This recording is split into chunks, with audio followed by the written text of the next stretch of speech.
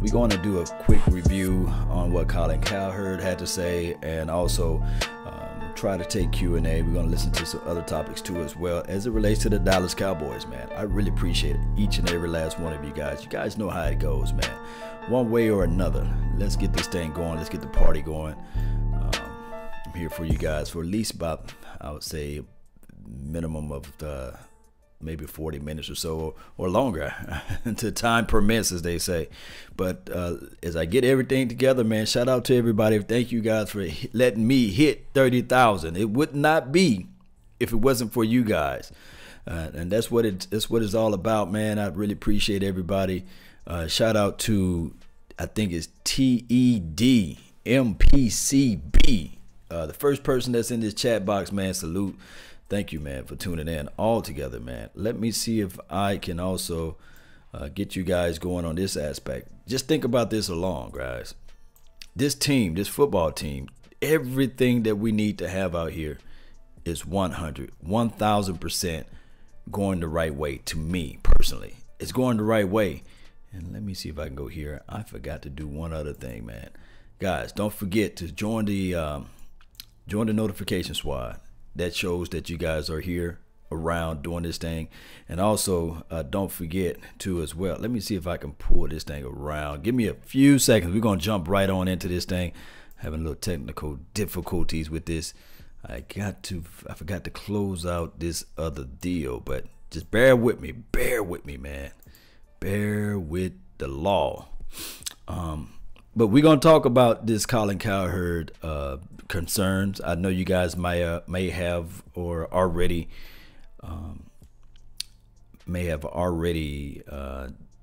reviewed most of this stuff already, what he had to say about several topics and this sort of thing.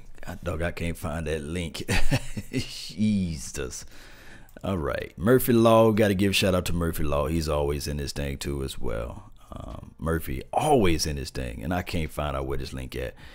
Man, here you go, right here. Good Lord, it took me forever in the day to find this thing. Go here, type in this. All right, RE. It's one of those things, guys. It is one of those things. Let me just do it like this. Bam, there we go. All right, so we're live on all networks. We're on Periscope. We are live on Facebook, Phantom, EBSN Online, also Silver and Blue Nation, the Dallas Prospect. Every legend was once a prospect. Guys, don't forget about that. Wherever you at and wherever you may be in the future, you have to start off with somewhere, and you got to start off with some point. But neither here nor there. Let me just go ahead and jump right into this thing. I really appreciate those that's in the chat box. Let me just go ahead and say Sam Lakites, you second place. My guy Ted, he was first place. Demetrius Rose, you third place. Don't forget, guys, join the notification squad if you want to get that first place. My guy, this is on the Facebook panel.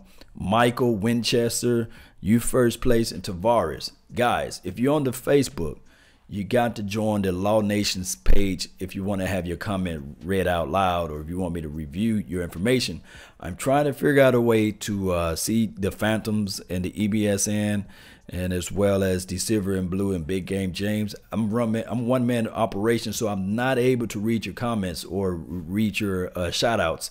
So that's why I don't give you guys shout-outs, because I'm not able to, because I'm limited with my well, I guess the system is limited to posting you guys information out here to my page. But neither here nor there. Let's get right to the point. Let's get right to the thing of what Colin Cowherd has to say about his concerns, his doubts, his reasonings of why he should have strong reservations on this Cowboys team, and as well as with Dak Prescott. A reminder, I whiffed on Dak. I thought he was a better version of Tebow. I have no problems at all saying it took me about week 5, week 6 of the NFL season his rookie year to go, okay, the guy can play. Week 6? Maybe week 8. It took me a while. I whiffed on him. I said I thought he was Tim Tebow, but a better version of Tim Tebow. I didn't like his throwing motion.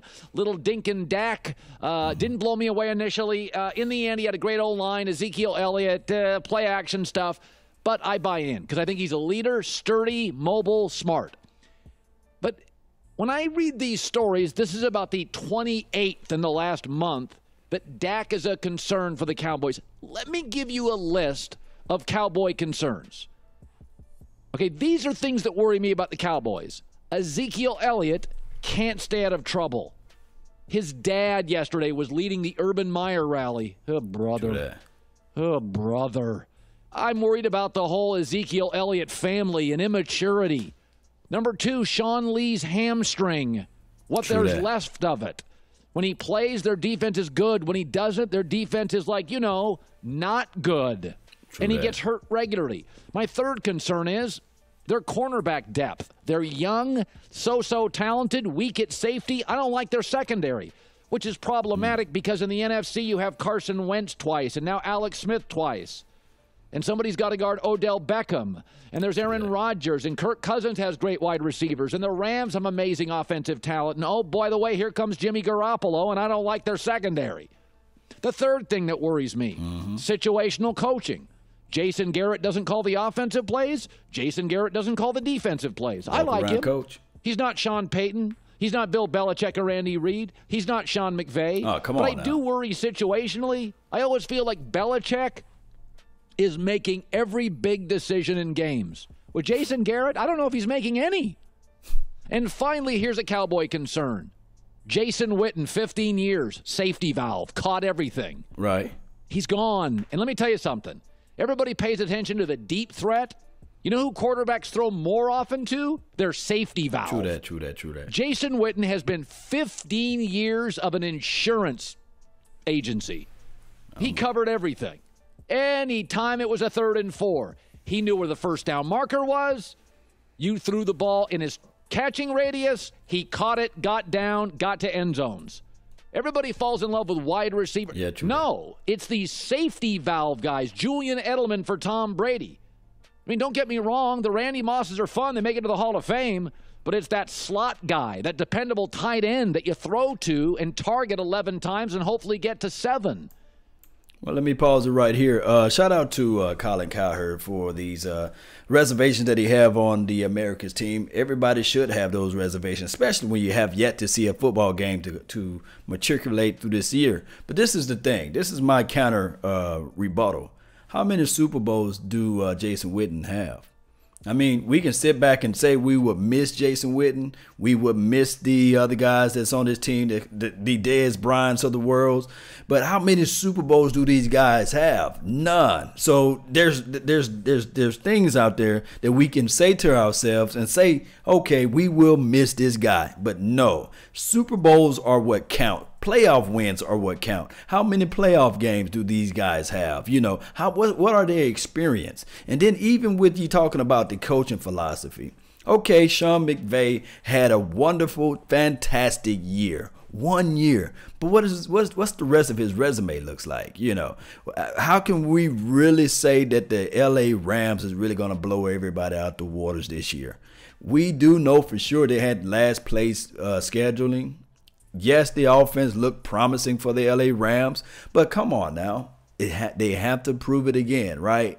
It's weird how we can go 12-4 1 year and then everybody gives Coach Garrett Coach of the Year and then or whatever, runners up. And then we go 2015. Everybody saying that, okay, when Tony Romo went down, we was doomed. We didn't have nobody that can win a game for us. No one can win a game for us. Fast forward into 2016. You guys was there. Shout out to Dallas fan for making a donation to help grow the nation. Thank you, man. Thank you so much for that. But also, this thing right here, when Tony Romo went down in 2015. Okay, how many games we won? Barely, right? Barely won. And then Tony Romo came back in 2016.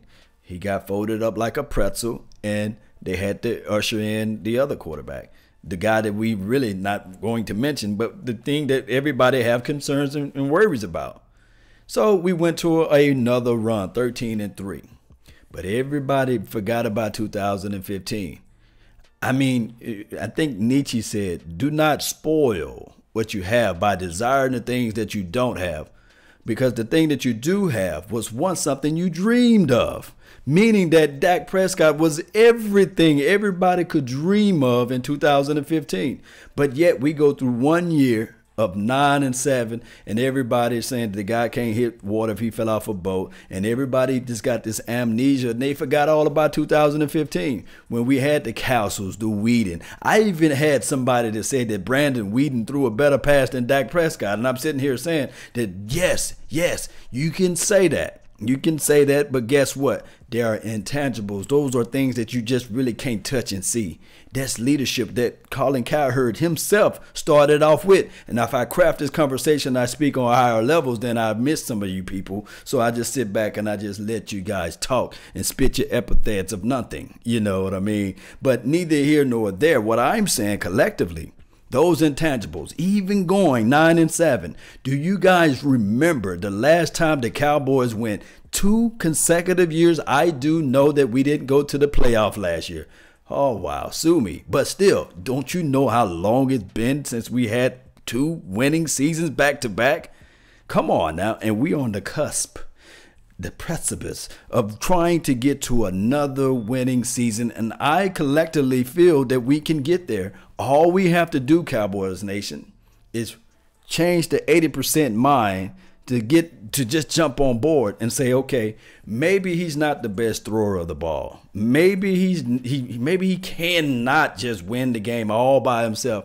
Maybe he does need Ezekiel Elliott. But I pointed out time before that Tom Brady have Coach Belichick. People bring that up, but they still discount what? They discount the fact that he has the top 10 defense every year. Takeaways, coaching mind, wisdom, understanding of the football game. And then we throw in the fact of not Eli Manning, but we can throw in the 2 rings that he won with the Super Bowl with the defense. Defense wins championships, right? We just witnessed Eli Manning, who's not the best passer of the ball, but he got 2 Super Bowls. And you can say that Tony Romo, deep down in his heart, would dream to have 2 Super Bowls.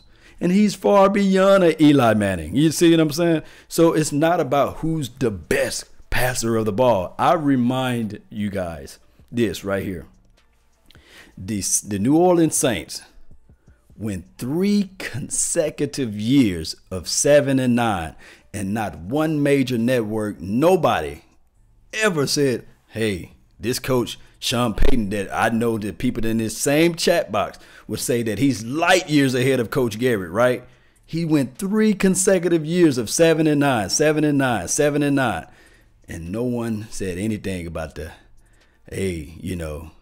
Garrett, 8-8, he can't get over the hump. We dog Coach Garrett out. I'm not saying that Coach Garrett is better than Sean Payton. But the stats, I do know that Sean Payton got a ring, but come on. If Jerry Jones get out of the way, maybe we did something. But the stats, if those who love stats will look at Drew Brees' numbers during that course of the time of 7-9, 7-9, 7-9, those numbers are just light years ahead of what Dak Prescott would ever be able to do. But even with one of the greatest quarterbacks to ever touch this green earth, Drew Brees, 7-9, 7-9, with all those stats that everybody loved, they didn't win anything during that course of the year. And what did they do in order for him to get to 11-5? They refocused. They took a page out of the Cowboys book, and we're going to run this rock. We're going to take the ball away from Drew Brees' hands. He went 11-5. He went further into the playoff than what expected of them, because they were 7-9, 7-9, 7-9. And no coach was on the hot seat, none of this stuff. But we go back to the Cowboys, and our 80% of the fans, I'm using this thing that Voch Lombardi created. Shout out to my guy, Voch Lombardi. Is everybody stuck into the mind of being so emotional, and they'll say that this team is horrible. But if they look back at what happened last year, everything that happened with Ezekiel Elliott, with Roger Goodell, with nobody calling the holding calls and things like that, and we all saying that this quarterback can't hit water if he fell off a boat, not knowing that the whole left side of your field, people just running free. And then I got a guy named Chaz Green. I know some folding chairs that can block better than Chaz Green right now. That's in Natchez, Mississippi. Some folding chairs can block better than Chaz Green. But we digress and we try to throw this team under the bus. We went 9-7. And do you guys know when the last time we went 2 consecutive years back to back with winning records? Come on now. But it is what it is. Let's go ahead and listen to the rest of this interview before I get too crunk. You guys know I do not want to get too crunk that I get out of this bow tie. But let's get this going. So those things concern me. Does everybody remember that Dak Prescott saved the franchise? Does everybody remember what happened in 2016? Yeah. Tony Romo got hurt. You were 4-12. And then the draft, you had the number 4 pick. You tried to move up to get Paxton Lynch. Now, I just want to say this again. You're 4-12. You had the number 4 pick. Got to bring this up. Jerry wanted Paxton Lynch. Have you heard lately from Paxton Lynch? His parents haven't heard from him. He has disappeared in the Rocky Mountains. Denver brought back Brock Osweiler. That's how bad it's been. You would be, if not for Dak Prescott, the only NFC team without a legitimate going forward franchise quarterback. True that. He saved your franchise. Just like undrafted Tony Romo saved your franchise and made you relevant. Right. So when I read about the Cowboy concerns, Ezekiel Elliott, Sean Lee's hamstring, cornerback depth, situational coaching, Jason Witten's gone, those worry me. Also, the NFC, I don't remember a time in my life. I'm serious. I've been watching football for 4 decades. I do not remember a time in my life, not once, where every single team in a conference, AFC or NFC, had a quarterback. True that. You know, when the Dolphins had Marino, New England couldn't quite figure out the quarterback thing. True that. And then Buffalo couldn't. And then Buffalo got Jim Kelly, and the Jets couldn't figure out the quarterback thing. And Marino retired, and they couldn't figure it out. That's the way it works. The way it works in the NFL is there's usually one great quarterback in a division, one pretty good stable guy like Alex Smith and maybe a Phil Simms, and then there's another guy that's promising, and then there's a guy that can't play. True that. Okay, Dallas, you would have been guy that can't play because Carson Wentz isn't going anywhere. Eli's around for 2 more, and Alex Smith can win a lot of football games. Ever notice with Alex Smith, he wins everywhere he goes. He won in San Francisco. He won in Kansas City. He's going to win in Washington. He won in college at Utah. So these concerns about Dak Prescott, he's not even top 5 to me.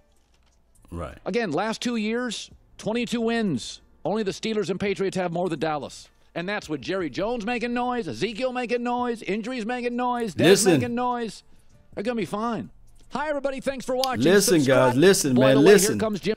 Hey, this guy right here, man, Colin Cowherd, look, he said that, hey, can you guys imagine the 80%? Let me just put you guys in a corner right now. Can you imagine if we had Paxton Lynch? Or if we'd have kept Brandon Weed and Matt Castle, the other guy with the left arm, I think his name is Kellen Moore. Can you imagine what you would do with yourself with this Cowboys nation? Come on now. We got a guy that went 13-3. I do know that a lot of people said, okay, that was an anomaly. You know, he would never repeat that again. But then the next year, the very next year, you had all of the Roger Goodell stuff with Ezekiel Elliott. And I'm talking about the 4th overall pick. Not the 5th round or the 6th round, the 8th round or whatever. We don't have those many rounds. But I'm talking about the 4th overall pick that the Roger Goodells of the world, the NFL on a witch hunt, then sullied and denigrated this man's name, threw him under the bus for a lady that lied on him. And we understand that we do not want to pull back the scab on that, right? So Ezekiel Elliott comes out yesterday and said, or the day before yesterday, whenever he came out, he said, I'm going to prove to the NFL that I'm the #1 running back in the league. The path of the righteous man is beset on all sides by the iniquities of the selfish and the tyranny of evil man.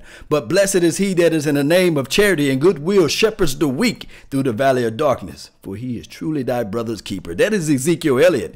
And I will strike down upon thee with great vengeance and furious anger those attempting to poison and destroy thy brother. And you will know thy name is Zeke when I cast aspersions of 2,000 yards on you guys. That is what Ezekiel Elliott bringing down to everybody right now. And I'm telling you guys right now that this offense, everything happens around that core.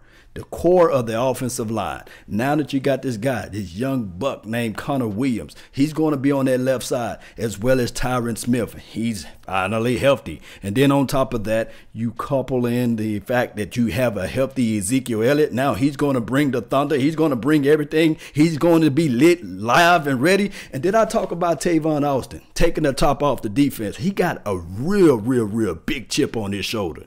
And this defense is hungry. This defense is something special. I don't care what this preseason looks like. They're still trying to line up everybody. I understand everybody thinks that, okay, if this defense don't shut the 49ers down to 10 points, then this defense is trash. No, they putting in all of the peoples in places. The Marquez Whites of the world, the Cam Kelly. These guys, the unknowns, I call them the unknowns, especially in that secondary. I don't care. Nobody knew who Richard Sherman was in 2010, 2011, whatever it was when he came and got drafted. Nobody knew who Brandon Browner, will have you say this man's name, or Cam Chancellor. Go look up these guys, the guys of the unknown. And now I'm talking about Chris Richard. We already seen glimpse of hope and prosperity, I can say that, right, with Jeff Heath. We've seen that a little bit. Now imagine Jeff Heath is coached up even a little bit more, just a little bit more. Just imagine that. Put that in your mental. Think about this Xavier Woods. I'm talking about Kayvon Frazier. These guys are listening what this coaches have to say. And this coach is demanding everybody attention. He's beating on his chest saying, come on. Bring it. Offense, bring it. Prove to me that you can catch on my guys. And then when they do it again. You see what I'm saying? That's the type of flavor. This is the type of thunder we have to have as Cowboys Nation. And this thing is going to get live. This thing is going to be ready. Thank you, everybody, for tuning in to the show. I may have to do another show. We're going to talk about on the next show. We're going to talk about this Chris Carter, this is a make or break year for Dak Prescott. I should have did this video first, but we're going to talk about this on the next show. I got to get ready. I got to get some things done at the house. I really appreciate everybody for tuning in. I'm going to do a quick Q&A for those who are in the chat box. I really appreciate you guys. I love each and every last one of you guys. Let me go all the way back. Let me read some of you guys' comments and see what's on your mind. Shout out to who's this? Clay Patterson. You always in this thing. I appreciate you. He said Goodell is thinking ways to suspend Ezekiel Elliott right now. That Roger Goodell, man, it's crazy. But I can't agree with you on that. Poor, hungry, and determined. Yes, Italian cowboy, my brother from another mother, no other. Don't look like Danny Glover, but keep it cool with us, man. He's saying that we have to have that mentality, that temperament of the mind. PhD, poor, hungry, and determined to make things happen. If you want a thing bad enough to go out and fight for it, to work day and night for it, to give up your time and your peace and your sleep for it, that type of determination. I always say when somebody is determined with their mind, you can dig a ditch faster with a spoon than a lazy man can with a crane. If you put your mind together, and this team is doing that, guys. This is a whole different type of team right now. Marcus Callaway, the best way. What's going on with you, man? What's going on? He says it's funny because sometimes I got to hold back my opinions because Cowboys fan will call you, let's see what you say, a hater. No, Callaway, the best way. Marcus, I'm telling you, this is the thing. Those convinced against their will is of the same opinion still. But still, you got to be able to have your own thoughts out there and put it out there into the universe. Yes, if you say something is 2 + 2 is 4, yes, that's true. That's factual. But when you start saying 2 + 2 is 3 and 2 + 2 is 6, now I'm thinking about, hey, Callaway, let me sit you down in this corner. Let me talk to you a little bit. Let me educate you a little bit. That is what you call educating of the mind, heart, and soul, and putting this thing together. That's what I'm talking about. But when you start spitting out that type of stuff, then it's up to the nation. It's up to everybody to just tell you where you're wrong at. But now when you're saying 2 + 2 is 4, then that validates what you're saying. But trust me, I want you to speak your mind. I don't want you to hold back. This Law Nation, I'm not going to fold up like a cheap tent. I'm going to listen to what you have to say. So that's why I value you guys' opinion. But I tell you this, though, validation is only good for parking. Now, Let me move on to the next person. Victor, what's going on with you, man? Thank you for the videos, bro. Man, thank you, man, too, as well. Salute.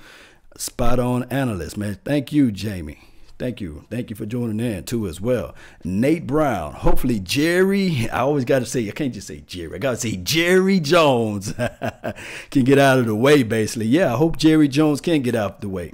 But Jerry Jones is Jerry Jones. This is his team. This is his baby. This is what he put his dreams, his hopes for. And all we can do is sit back and speculate and toss out our facts, toss out our opinions, and toss out what we have on our mind. That's why they're talking about the Cowboys. You know, the NFL networks and the ESPN, they could have talked about a slew of other things that's going on. We don't even, look, think about this. And I'm not even going to touch this topic. LaShawn McCoy. Even though the chick done dropped the situation or dropped the charges, do we hear any other noise? Do we hear any other interior or ongoing investigation of this? And we just sit there and watch this other guy that stole the crab legs. Do we hear any other thoughts? Any other media talking about this? No. We just heard about a little bit where Aaron Rodgers throwing his wide receiving core under the bus. Now, I can only imagine, I'm not going to say Dak Prescott because he don't have that longitude and latitude to talk about the wide receivers. But I can only imagine if Tony Romo was to say, okay, these wide receivers doing this and this wide receiver doing that, it will be decades and decades and decades of the NFL, ESPN, the four-letter network, however you want to call them, going over, dissecting it, going into the breaking that down time and time again. But we are the America's team. Heavy is the crown that we wear, right? All right, who we got here? Brandon Henry, man. Shout out to you, man. Thank you for joining in. Desmond Roberts, thank you for joining in. I'm tired of the media that keep talking about the Cowboys. He said, my Cowboys. Yes, I'm tired of them too. But we gotta start winning. We gotta hush their mouth by winning. And the only way we can do that is when you have a determination and a focused mind, have everything focused together. And I think that is what Dak Prescott is bringing to this thing altogether. Let me see if I can go to the elite Facebook panel, man. Shout out to Rock and shout out to Jay. Man, what's going on? People seem to forget about 2015. Happened to Romo and Dez, and the offensive line was not healthy. Yeah, he wrote a little novel. I'm going to have to rewind and watch that a little bit later once I finish this post. But I feel what you're saying, Jay. Yeah, we still, people collectively, not everybody in here, but collectively, people forgot about 2015. People just forgot all about it. They forgot about it. But we go back and we talk about Drew Brees. I'm going to go back to this topic. I wish I could have crafted numbers and threw it out there on this page somewhere.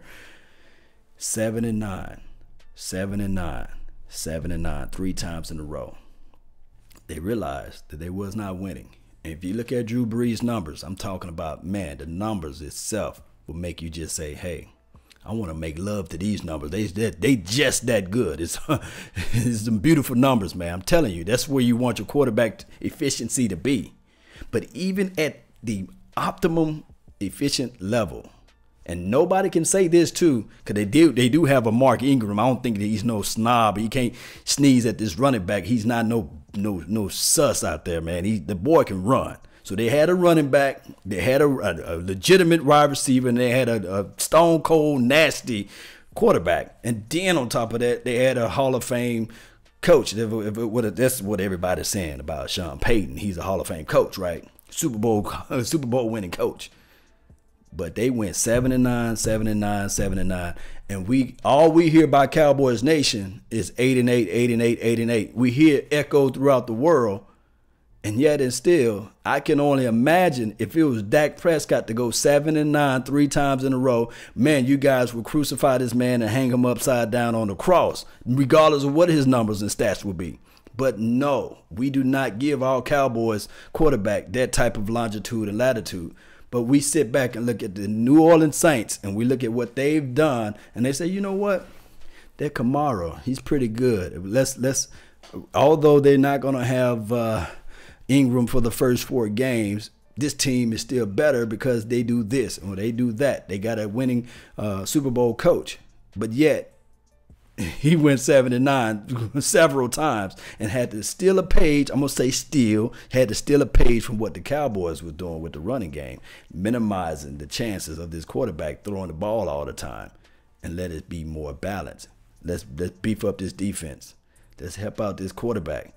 Let's march down the field, or the Saints come marching in. Let's march down the field and win the game this way.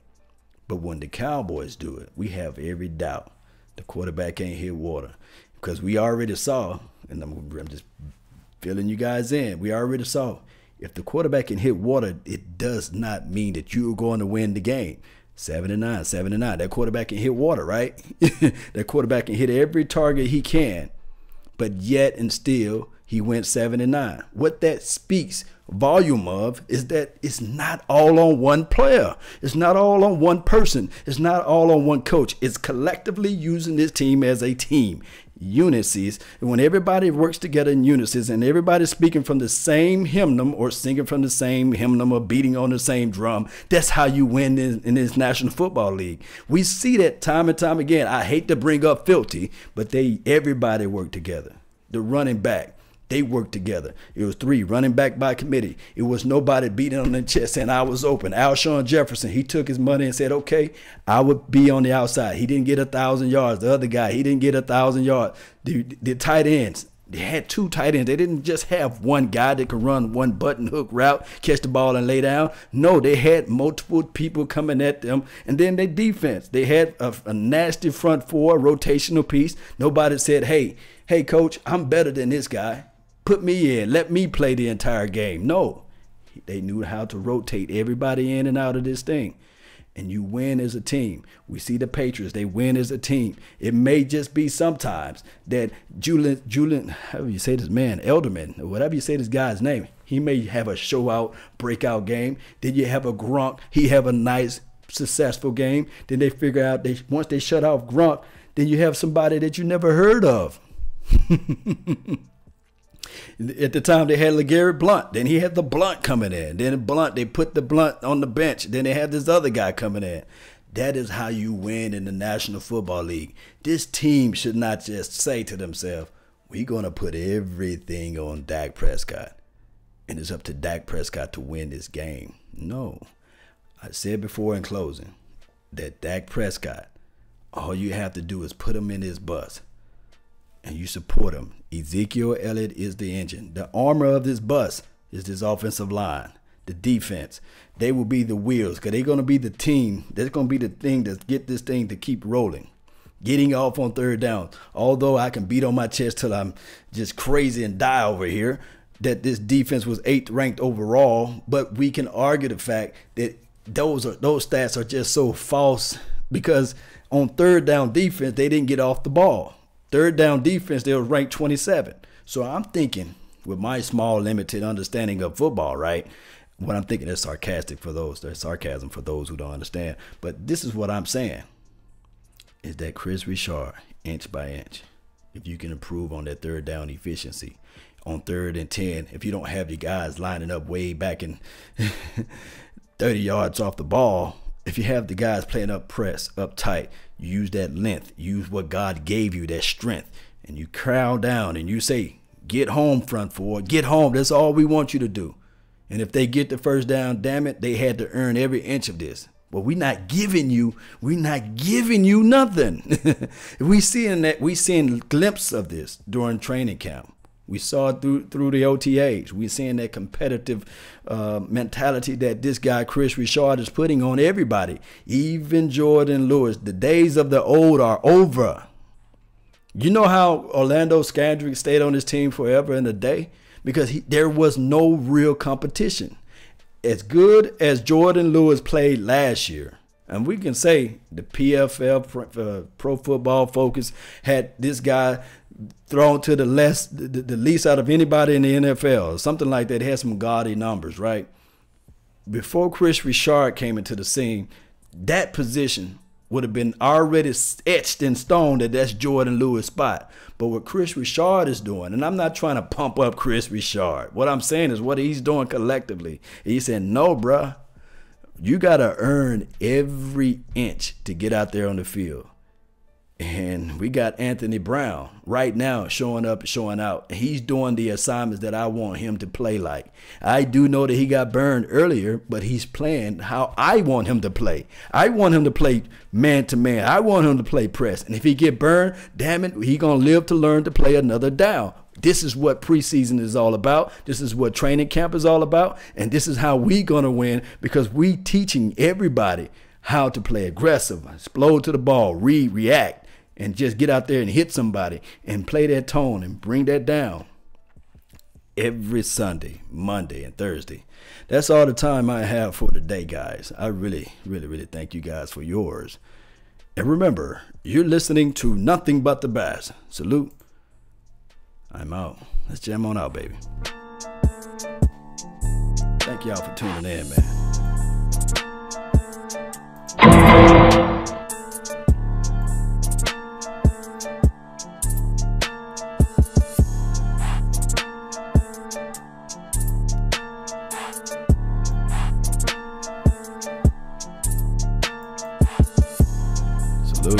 Appreciate you guys, man.